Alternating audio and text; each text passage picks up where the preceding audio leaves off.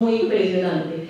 Y eso pues me lleva a pensar también como a medidas un poco de atención psicosocial para estas personas.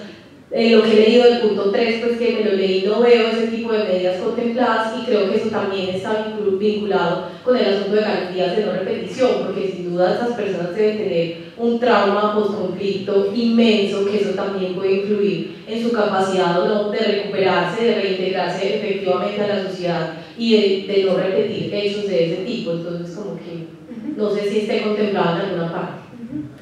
También importantísima. Sí está, hay un párrafo que es como una miscelánea dentro del 3.2 que está al final. Como les decía antes en la charla de la mañana, el capítulo de reincorporación económica y social en realidad es muy corto, no es tan detallado como se lo imaginaría, sobre todo dada la experiencia colombiana ya en la materia. Pero como fue uno de los últimos, quedó mucho más corto y mucho quedó diferido a lo que va a tener que hacer el Consejo Nacional de Reincorporación. Y en ese párrafo donde habla de todos los temas educativos, de educación vocacional, dice las políticas de atención psicosocial. Es esa frase, no dice más.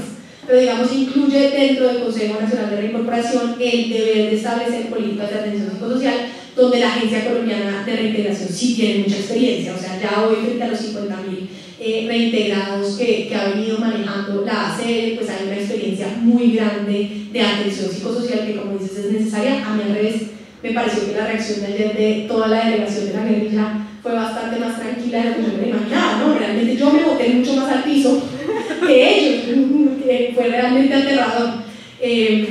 Ahora, además de eso, hay algo que creo que es muy importante, y es que en el capítulo 5, en el punto de víctimas, quedó dentro del capítulo de reparaciones una política de atención psicosocial comunitaria para la reestructuración del tejido social.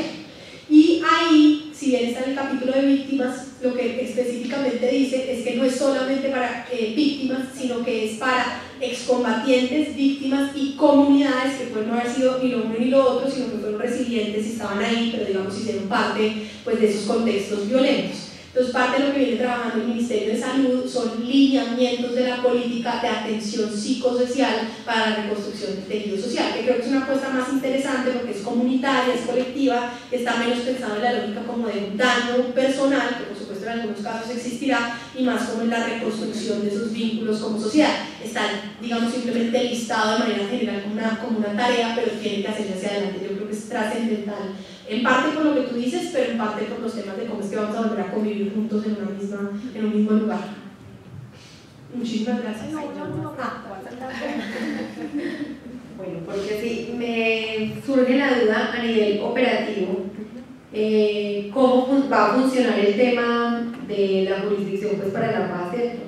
Y ley de justicia y paz. Eso se va en algún momento como, digamos, a unir un poco también, digamos, las experiencias que hemos tenido, porque digamos, pues no es la única ley, ¿cierto? Primero tuvimos entonces la Comisión Nacional de Reparación y Reconciliación, entonces luego entró la ley 1448, ahora viene esta nueva ley y de alguna manera pues como que una va involucrando la otra, y en términos, digamos, operativos frente a la atención a las víctimas de manera directa, entonces digamos, se van a tener dos vías, continúa la ley de víctimas, continúa, digamos, la Agencia Colombiana para la Reintegración. Uno es con los que ya venían, otro es con los que vienen, el tema de niños y niñas se continúa con la ruta de desvinculación, o sea, eso en términos operativos, digamos, cuáles van a ser las diferencias, las semejanzas, en algún momento se unen, lo mismo en temas de Comisión de la Verdad, Centro Nacional de Memoria Histórica, porque dejan como, pues como un poco a la suerte, porque también, digamos, el tema del conflicto en Colombia ha sido algo muy, digamos, sistemático y generalizado, entonces como que se va de alguna manera como digamos diferenciando. Entonces si usted, como si tuviera la claridad exacta, si usted es víctima en este tiempo de estos agentes, entonces usted tiene que ir a esta institución, entonces usted otro, o sea, como que se va disgregando, y me surge un poco la inquietud, eso en términos operativos, digamos, cómo va a funcionar, quién va a estar a cargo, digamos, de esa política de víctimas, de esa política de reintegración, si siguen siendo las mismas o cómo se lo han pensado. Bien, bueno, primero hay un trasfondo más grande de tu pregunta, a la cual no tengo una respuesta porque hace parte como de todo este tema del rediseño institucional más grande. Hay todo este tema de si en este momento la consejería de posconflicto, que tanto va a asumir ciertas funciones, o sea, hay toda una pregunta como de la arquitectura institucional del acuerdo que no está clara, que yo creo que, digamos, mucho de tu pregunta tendrá que ver con eso. Sin embargo, sí hay elementos adicionales que uno puede señalar. Primero, el acuerdo específicamente frente al tema, lo decíamos en la mañana, frente al tema de excombatientes paramilitares, hace una salvedad, porque yo sí creo, y en eso yo comparto, no valía la pena que la Jurisdicción Especial para la Paz empezara de cero con los procesos de justicia y paz y de 1424, o sea, ya llevamos más de 10 años de procesos que no se podían echar por la borda. Entonces, la jurisdicción no va a conocer de los procesos de los paramilitares que ya están en 975 y 1424. Lo que hace es que el acuerdo dice que el gobierno deberá tomar las medidas para fortalecer los procesos de la ley 975 y 1424. Por ejemplo, algunos de los mecanismos de los que estaba hablando, como de, por ejemplo, selectividad, concentración en lo más grave y representativo, yo creo que podrían ser formas de fortalecer, sobre todo 1424, que sigue una lógica muy de perseguir penalmente todo. No así 975, que ya tuvo la reforma de justicia y paz, la 1592, que ya sí se concentra un poco más en lo más grave y representativo. Pero lo que sí establece, más allá de que no van a la jurisdicción, lo decíamos en la mañana, el acuerdo sí establece que los excombatientes paramilitares deben ir a comisión de la verdad y a llevar a cabo acciones de reparación, que el gobierno debe incentivar que así sea. Yo creo que una de las formas de incentivarles con esas reformas al 975 y a 1424 establecer relaciones de condicionalidad. Por ejemplo, que uno pudiera decir los de 1424, que son los rasos paramilitares que están siendo perseguidos penalmente uno a uno, que quedan todos inhabilitados, por ejemplo, para contratar con el Estado, que uno pudiera decir, si usted va a la Comisión de la Verdad, si usted participa en estos programas de reparación de las comunidades construyendo vías terciarias, yo le renuncio a la persecución penal. Son personas, digamos, rasos paramilitares que podrían tomarse esa decisión. Pero esas articulaciones hay que hacerlas hacia adelante en las leyes. Ahora, frente a 1448, ley de víctimas, el acuerdo realmente yo creo que fue muy importante porque las FARC habían iniciado en una lógica de empezar de ceros. Un nuevo proyecto de reparación de víctimas, una nueva unidad, un nuevo fondo. Y en cambio el acuerdo lo que hace es fortalecer, o sea, parte del reconocimiento del programa de reparación integral a víctimas y de su fortalecimiento en el posconflicto. Entonces ahí sí, más allá de quién dependerá hacia adelante la unidad de víctimas, que esa es otra discusión, si seguirá dependiendo del TPS o en fin, es otra discusión, si es la unidad de víctimas la que está ahí, la que administra toda la reparación administrativa, eso no cambia, lo propio con la unidad de tierras, eso no cambia. Distinto, insisto, después de quién dependerán en esa arquitectura institucional, que es otra pregunta.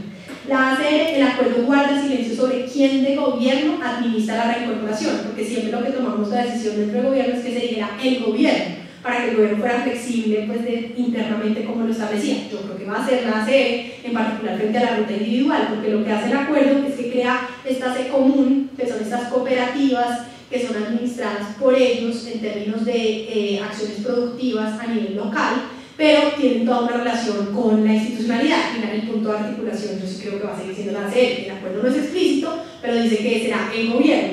Difícilmente el gobierno crearía una entidad nueva para hacer algo que ya hace pues, la ACR. Frente al tema del Centro de Memoria Histórica, el acuerdo guarda silencio. Lo único que dice es que las conclusiones de la Comisión de la Verdad deberán nutrir la curaduría del Centro de Memoria Histórica, del Museo de la Memoria, que es administrado hoy por el Centro de Memoria Histórica. En su momento hemos hablado mucho con la gente del Centro de Memoria Histórica porque habrá una discusión hasta dónde llega el Centro de Memoria Histórica y cuándo empieza la Comisión de la Verdad. Tampoco puede ser que el Centro de Memoria Histórica siga haciendo esclarecimiento eternamente, como que compita con la Comisión de la Verdad.